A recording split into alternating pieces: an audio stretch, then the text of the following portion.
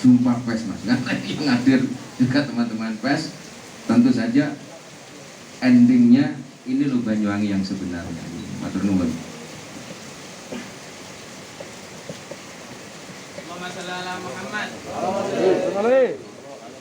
Assalamualaikum warahmatullahi wabarakatuh. Bismillah, alhamdulillah. Assalamualaikum wassalamu ala rasulillah wa ala alihi wa sahbihi wa mawalah wa ta'atuh. Al-Mukarramun, para alim, para ulama dan para qawatir, khusus teman-teman penasihat terdahulu, Gus Fahru, pengasuh Pondok Pesantren Al-Aqsa, dan Gus Safi, Sekjen Purworejo, Kepala Dinas Pariwisata Banyuwangi, yang kami hormati, Jembatan Ketua MUI Kabupaten Banyuwangi dan para qawatir, saking Kastampa Dinas yang kami hormati. Alhamdulillah pada sore hari ini kita semua dapat berkumpul di sini dalam keadaan sehat walafiat. Semoga pertemuan pada sore hari ini betul-betul membawa manfaat barokah bagi kita semua. Amin ya rabbal alamin. Salatullah salamuhu mungkin kunjuk tengah-tengah saudara dengan kita rakatul Nabi besar Muhammad sallallahu alaihi wasallam yang kita nanti syafaatnya hingga yaumul kiamat. Kalau harus dari dalam mati langsung saja. Pertama terkait dengan Berdunung. Jadi Berdunung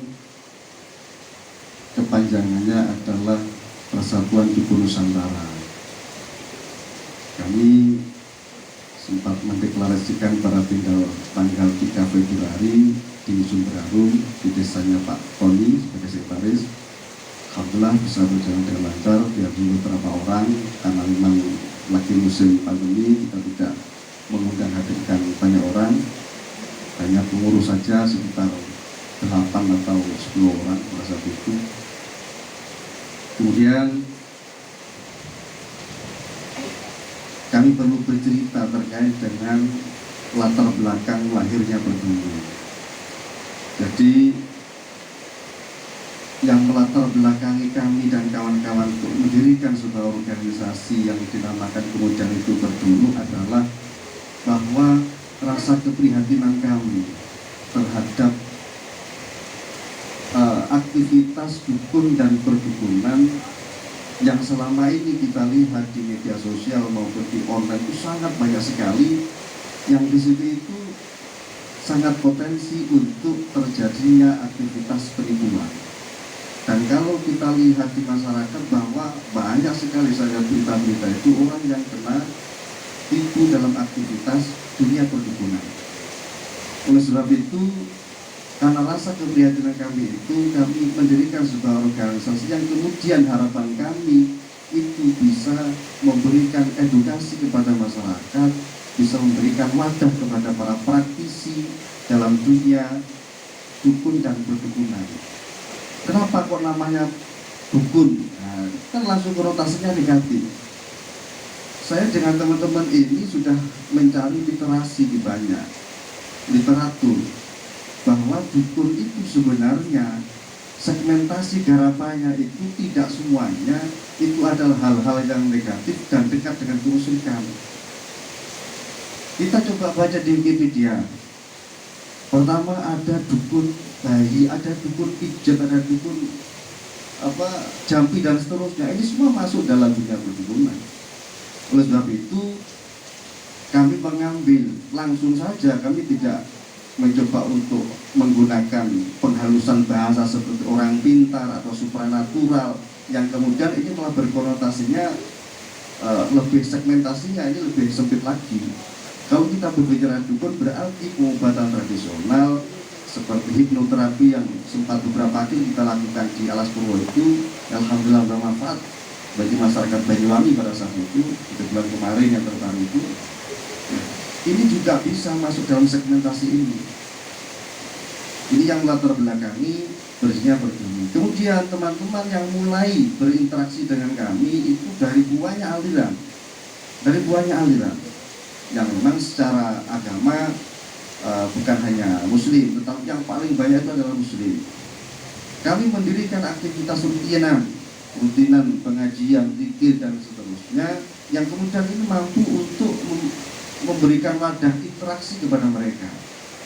Mungkin ada dari kelompok tertentu dan seterusnya belum menjalankan syariat, tetapi kita kan tetap berharap di kemudian hari anak-anak mereka yang sekarang masih di TPQ dan seterusnya ini, harapan kita mampu untuk menjadi penerus-penerus yang lebih baik. Itu harapan besar kami terkait dengan kegiatan ini. Kemudian teman-teman yang mempunyai kelebihan, yang mempunyai kemampuan dalam bidang supranatural dan seterusnya, kita akan memverifikasi. Yang mereka mau bergabung dengan kami akan kita verifikasi dengan kemampuan spesifikasi masing-masing. Jadi ketika kita memberikan informasi kepada masyarakat, ini betul-betul orang yang mempunyai kualitas, betul-betul orang yang mempunyai kemampuan. Seperti itu harapan kami sebenarnya. Nah kemudian pada tanggal 3 Februari kemarin kami deklarasi. Nah itu ada memang yang saya sampaikan bahwa ada usulan untuk mengadakan festival santet. Itu memang saya katakan. Nah dalam hal ini saya berikan waktu kepada pembina, penasihat kami untuk menjelaskan terkait dengan usulan mengadakannya festival santet. Kepada Gus Faru, silakan.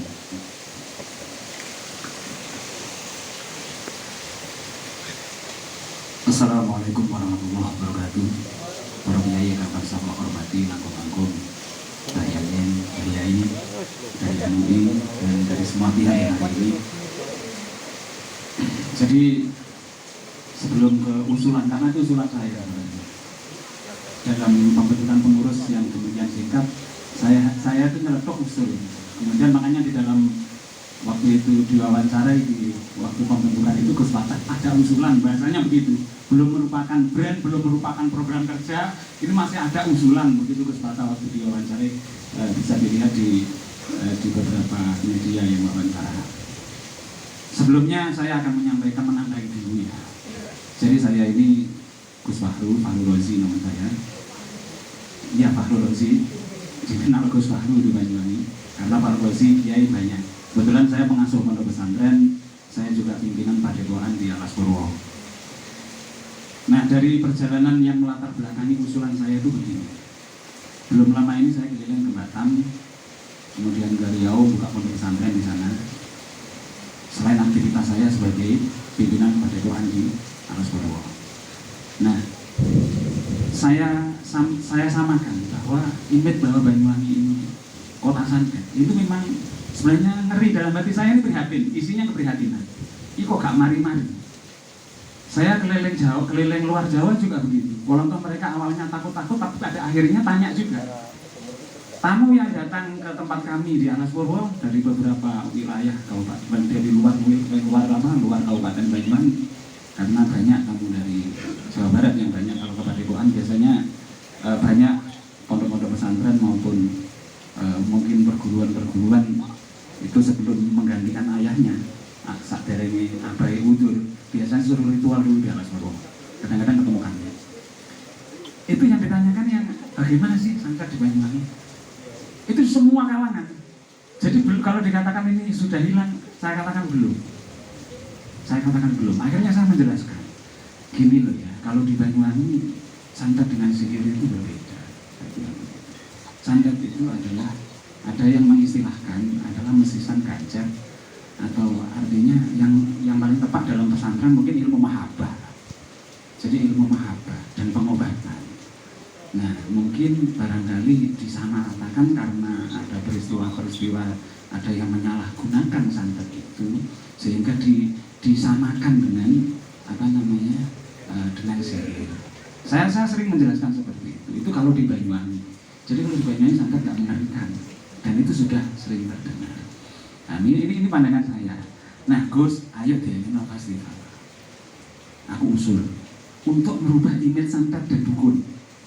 Bahkan juga pengalaman saya, nuwun sewu, keprihatinan yang di saya selain untuk urusan umum, juga perhatian saya terhadap pondok-pondok pesantren. Nuwun sewu, sekarang ini keprihatinan pribadi yang memang apa adanya saya sampaikan. Banyak dulu kiai itu, di satu sisi tugasnya kiai itu mulang santri, mulang masyarakat secara keilmuan keagamaan. Tapi faktanya saya sering ketika abah saya sudah sedo, cacat saya sudah sedo, saya menggantikan beliau berdua di Bulurejo sana. Kebetulan santri yang dilulutkan oleh Allah ke saya ini rata-rata santri jalanan. Jadi kalau jenengan suatu saat berkunjung ke tempat saya, jangan bingung kalau santri saya banyak yang sembilan, banyak yang ratuan, dan telinganya pada lubang. Nah, artinya ketika situasi kekinian, ketika saya menggantikan abah saya, yang paling rekoso bagi saya itu adalah ketika bukan urusan ngaji, bukan urusan ngaji. Kalau ngaji ya kita pernah mondok lah. Tapi di luar hal-hal yang tugas kiai yang utama. Jadi ada orang bayi seorang ibu bawa anaknya nangis gak ono iluwe, nangis terus kepier, datang ke kiai. Kapan hari yang belum lama kakaknya santri atau wali santri nelpon saya. Kakaknya itu melahirkan semeh metu sirahe wis ketara gak iso bablas, gak iso piye. Itu datang ke kiai. Yang paling banyak adalah ketika anak wedok wis gede, gurung rapi-rapi datang ke kiai. Nah ini memang ada orang yang jual tanah gak laku-laku datang ke kiai. Nah ini kiai ini fungsinya jabatannya atau profesinya seperti apa sih yang tugasnya ngaji? Kalau dari ditinjau dari sisi ini, kiai sama dengan pekerjaannya dukun. Tapi karena dukun ini sudah konotasinya ada yang banyak menyalahgunakan dukun apa yang itu. Akhirnya saya berinisiatif dari banyak latar belakang itu, Gus. Coba kita usulkan di pesantren-pesantren dikaji kitab-kitab seperti Alfa, seperti Samsul Ma'arif, banyaklah yang membicarakan hal-hal yang bersifat pelajaran supranatural yang memang untuk solusi. Jadi prinsipnya Perdunu itu saya menyatakan siap bergabung pada Perdunu dan dijadikan pembina saya ini siap karena saya lihat visi-misinya baik. Jadi tidak ada Perdunu itu niatnya menyakiti orang, itu tidak ada. Nah, kenapa saya mengusulkan festival santet waktu itu, kemudian Gus Fatah tiba-tiba dalam wawancaranya kemudian apakah Gus Fatah itu memang keceplosan ngomong atau memang menyampaikan usulan saya ke publik. Awalnya kami tidak mengira ini akan gonjang-ganjing seluruh Nusantara. Bahkan saya ditelepon guru saya juga, dan kita jelaskan. Jadi tujuan utamanya adalah meluruskan akidah.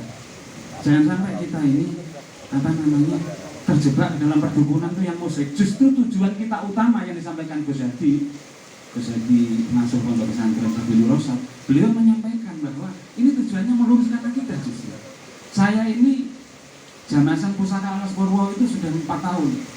Saya sampaikan, tujuannya niatnya meluruskan akidah. Ojo percaya nang gone keris iki. Jangan percaya ke keris ini. Tapi percaya nek Gusti Allah iso nglantarne kekuatan di dalam keris ini. Makanya lantaran niku yo ojo ngawur kan begitu. Kalau emang tujuannya adalah untuk pengelarisan, ya kerisnya ojo keris yang dienggo perbawan. Iku lantaran, tapi yang mintanya kepada Allah tetap. Tiap tahun saya sudah. Bahkan walaupun sampai hari ini acara Jamasan Pusaka Alas Purwo belum pernah dilirik oleh pemerintah daerah. Tapi saya sudah laksanakan 4 kali sampai 5 tahun. Ini lagi yang kelima. Oleh karena itu usulan saya latar belakangnya dengan adanya festival santet, nanti kita jelaskan ke masyarakat itu loh santet saja nih. Karena apa? Kita menghapus stigma negatif itu ketika yang berbicara orang lain yang bukan pelaku spiritual, mungkin ini sulit. Makanya kami berani menggunakan branding Perdunu yang kemarin saya usulkan ini untuk adakan festival santet dalam rangka merubah stigma negatif tentang dukun dan tentang santet. Biar dunia tahu santet itu di Banyuwangi seperti ini.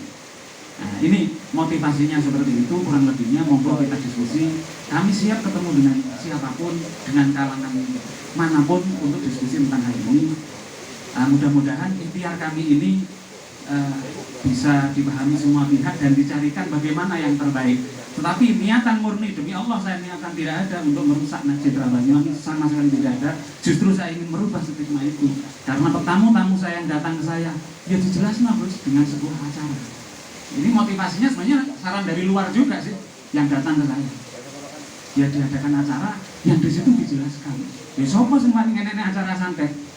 Nah, dari pertentangan batin saya, kemudian tak dungo, ketika Gus Fatah mengundang kami di Villa Bejo, kami diskusi, ide ini saya sampaikan, ini usulan tekan Jogos, memang harus dirubah jadi ini. Ya tidak tahu lah nanti bagaimana akhirnya, tapi saya usul kalau memang bisa dilaksanakan festival santet, kita laksanakan. Bentuknya seperti apa, ayo kita cari. Karena Perdunu terus terang, ini jangankan ini brand Perdunu, Perdununya baru dibentuk kemarin.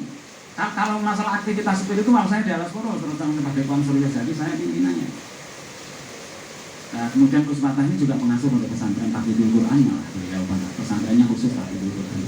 Terima kasih, itu saja dari saya. Nanti bisa disambung lagi. Wassalamualaikum warahmatullahi wabarakatuh. Jadi sesuai sebagai suara tadi terkait dengan festival santet itu, bahwa dalam acara itu kita mencoba untuk menjelaskan, dan kemudian kalau perlu, kalau kan seperti disampaikan Baru tadi ada mesisan ganjar, mesisan pendat. Nah coba Gus, kita melihat bahwa di Banyuwangi angka pencerian begitu tinggi. Angka pencerian begitu tinggi, tahun berapa itu tadi lihat itu sampai angka 6.000 sekian, mungkin hampir 7.000-an. Nah, bagaimana kalau kita kemudian memfestivalkan ini kepada masyarakat Banyuwangi, kemudian kita mendoakan bareng-bareng mereka supaya mesisan gancat keluarganya, kemudian langgeng sampai Tumeko Pati. Nah, ini akan sangat baik sekali saya kira. Begitu. Jadi kita ketika mengadakan sebuah acara festival santet dan sesuai dengan kaidah yang definisi yang kita pahami seperti yang tertulis di bukunya Heru S itu kita tertarik sekali untuk bagaimana kita menerapkan ilmu santet ini untuk masyarakat Banyuwangi yang kemudian angka perceraian ini menurun. Dan kemudian jumluwati ini yang masih susah untuk mencari itu kemudian mendapatkan solusi dalam acara itu. Kemudian dalam acara-acara berikutnya, saya kira akan banyak orang luar daerah Banyuwangi yang ingin ikut acara ke Banyuwangi untuk disantet sekalian, begitu loh. Jadi santet tidak menakutkan sama sekali kemudian ketika kita mampu mengadakan acara itu.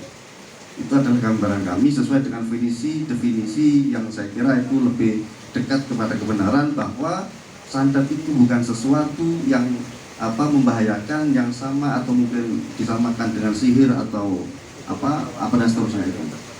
Ini insya Allah kalau memang mampu untuk diadakan, stigma negatif santet Banyuwangi akan hilang dengan sendirinya. Terima kasih.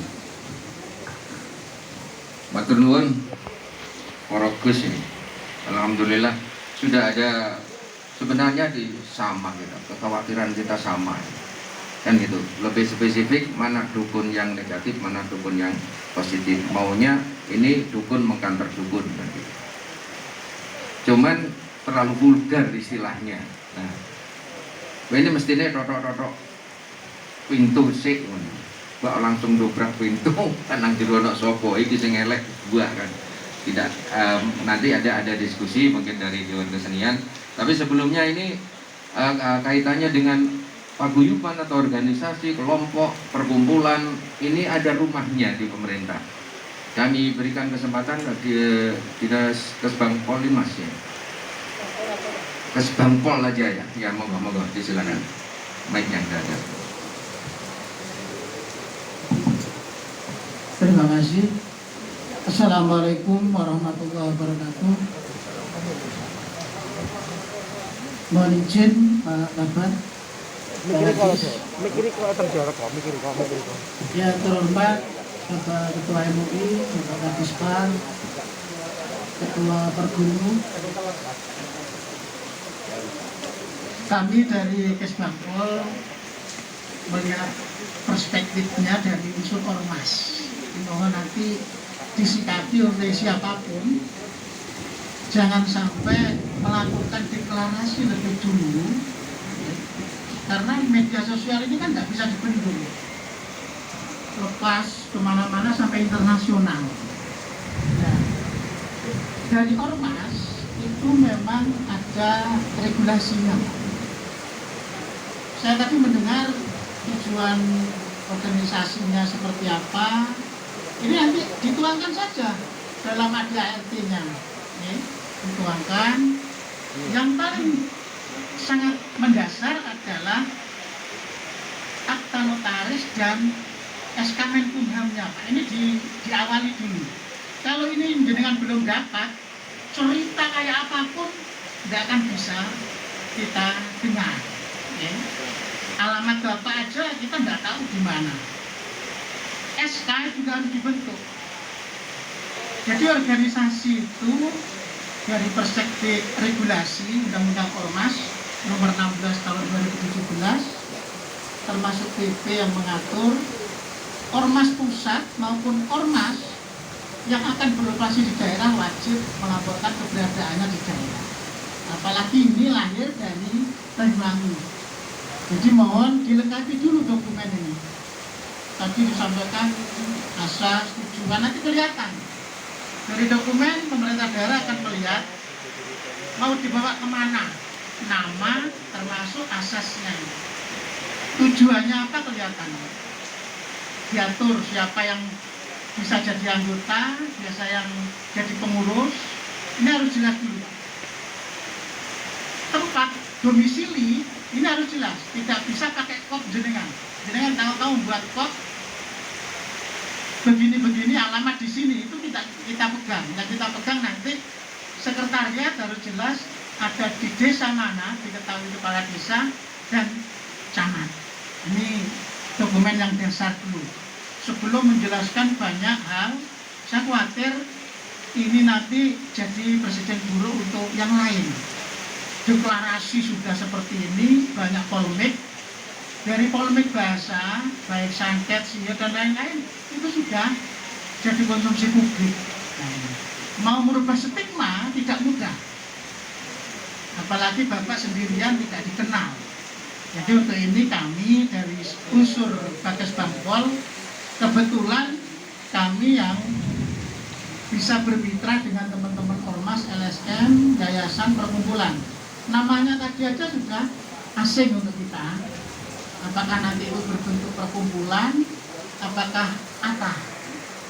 Nah itu makanya nanti dari akte notaris, SK Menkumham, SK kepengurusan, termasuk nama Nusantara dipakai. Nah ini Nusantara ini kan luas. Apakah mau di Banyuwangi ada perwakilan dukun-dukun dari Nusantara yang lain? Nah, makanya untuk ini saya melihat dari segi regulasi Pak. Mohon ini disikapi, ormas apapun, siapapun yang mau deklarasi harus memberitahukan dulu kejelasan organisasinya.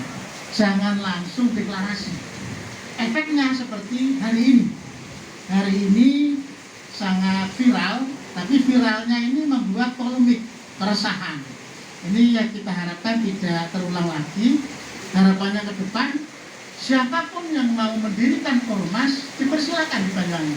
Persilakan, welcome. Kalau ibarat tadi Pak Yai, Pak Bayun, jenengan paling enggak dengan kita ini kan bermitra. Apa yang perlu dimunculkan dulu dokumennya. Kami tahu dari teman-teman yang jadi pengurus ini SK-nya seperti apa, nanti kita lihat ART, anggaran dasar, anggaran rumah tangga ini yang jadi realnya organisasi. Tujuan nanti yang ABC itu dituangkan semua Pak di sana. Nanti itu berwujud tidak hanya untuk jenengan, masyarakat juga akan bisa tahu dengan membaca. Dan organisasi jenengan saya yakin nanti lebih profesional lagi, tidak asal deklarasi dulu. Makanya tadi pagi kami dengan Pak Kapan berdiskusi, kadang-kadang kita kalau diundang ormas yang tidak jelas Pak, kita tidak hadir bukan karena apa, kita tidak ingin di justice meng-ACC atau mengesahkan di kehadirannya itu. Jadi untuk ini sekali lagi, ini peringatan untuk kita semua, masyarakat dimanapun, bahwasanya Dikes Bangpol sangat welcome untuk berdirinya sebuah ormas. Yang penting ormas ini jelas dokumen, kepengurusan, asas, dan tujuannya. Nah, jadi untuk Kesbang, karena ini